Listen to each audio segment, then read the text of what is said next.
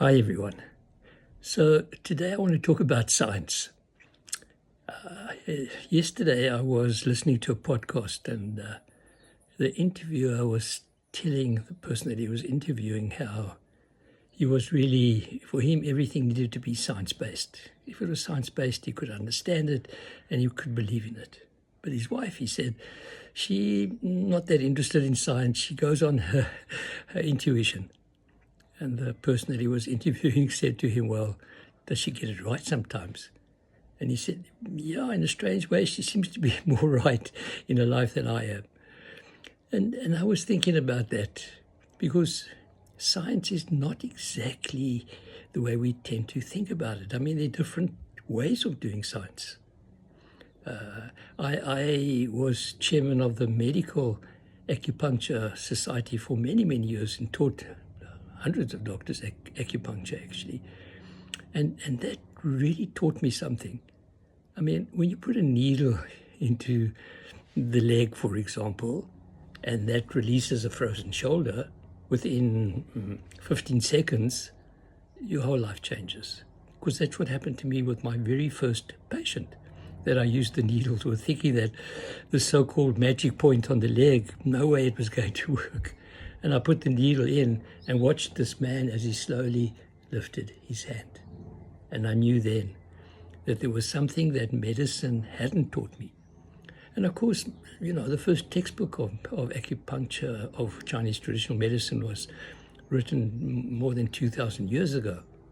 There are hundreds and hundreds of textbooks and books on acupuncture and Chinese traditional medicine, hundreds of them. That's called the science of experience. They had no so-called scientific machines that they could use. They went on the experience. And that experience is incredibly valuable. I mean, I was talking to a German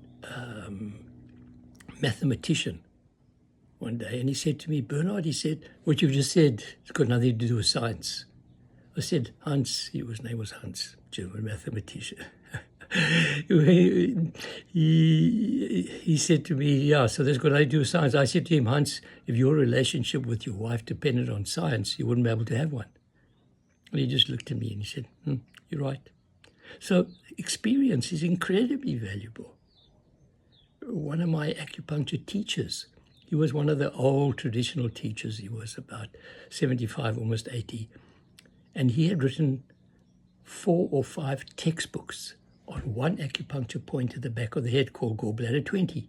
5 textbooks. No, they weren't thick textbooks. Nevertheless, they were real textbooks on one point. How to use the point, how to combine the point, various conditions that you could use for the point. So that came out of experience. Astonishingly valuable experience. So I call that the science of experience because in a kind of way that is very valuable. And as young medical doctors go on the science, old medical doctors go on the experience. So very valuable science of experience. And then, of course, there is so-called the conventional Newtonian science. And that's all about measurement. So the so-called modern scientific theory only believes in what can be measured, what can be weighed, what you can see, what you can feel. That's the modern science.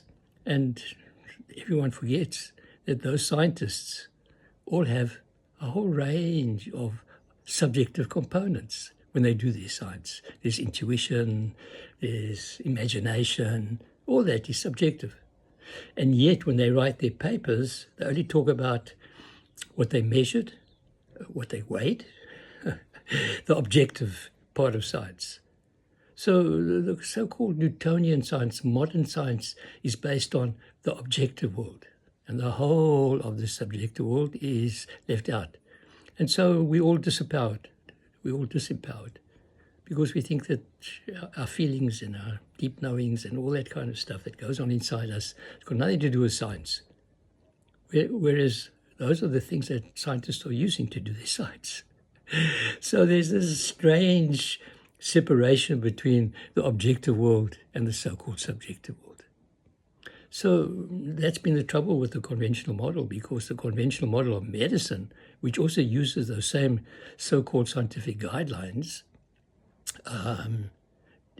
treats the body as a machine.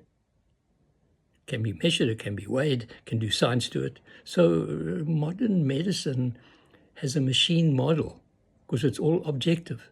So the human being is left out.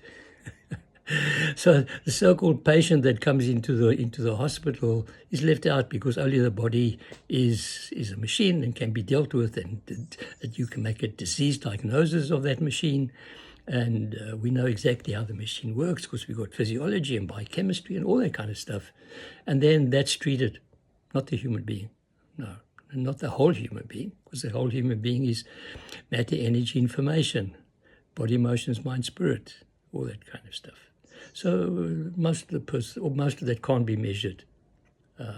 You can't measure energy, information in the body. So we leave all that out and we just treat the human being as a body or like a machine. Along comes quantum science.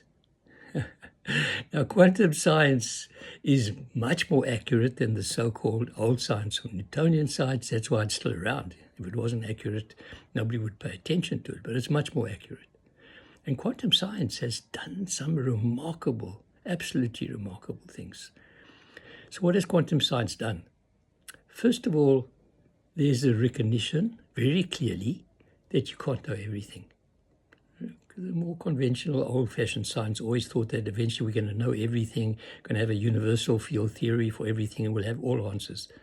Quantum science has made it very, very clear it's impossible. You can measure, let's say, the particle properties of light, but you can't know what the wave properties are doing. Impossible. So we can't actually know everything. That's brought a lot of humility to good scientists. You know, that's why we often say the more you know, the more you eventually know that you don't know. So that was the first thing. Enormous humility in the sense that we can never know absolute truth. The other thing that quantum science has done is brought back the observer. Interesting. The observer, all the subjective components had been left out of the conventional model. Quantum science says, can't do that. The very act of observation changes what you observe. The act of observation changes what you observe. What does that mean? That means that you are part of this whole experiment that you're doing. You're not separate from the experiment. The mere act of observation changes the outcome. So all the science, for me, gets, whoa, what's going on here? If the very act of observation is going to change the outcome, then that means I'm part of that experiment, and I'm going to tend to make the experiment move in the direction I want. So science is, that's the reason why science is not exactly repeatable. In other words, you can do your scientific study in one laboratory, and in another laboratory, in another part of the world, you can get different results. That's it. And that's the reason, for the simple reason that you are participating in the process. That's what quantum science has done. So quantum science has brought back the observer, and with the observer has come back consciousness.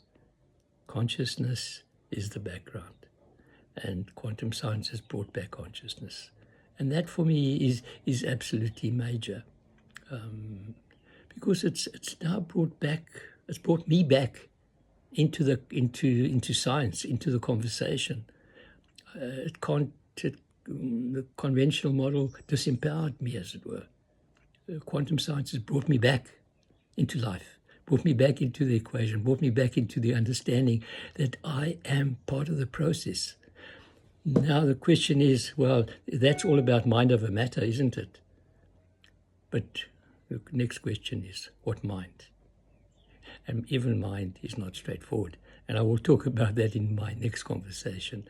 But yeah, so science is not straightforward. And be careful of being disempowered by people who like to bring up science, and ask them, who's the one that's thinking about it? Because thinking is subjective. Have a good day.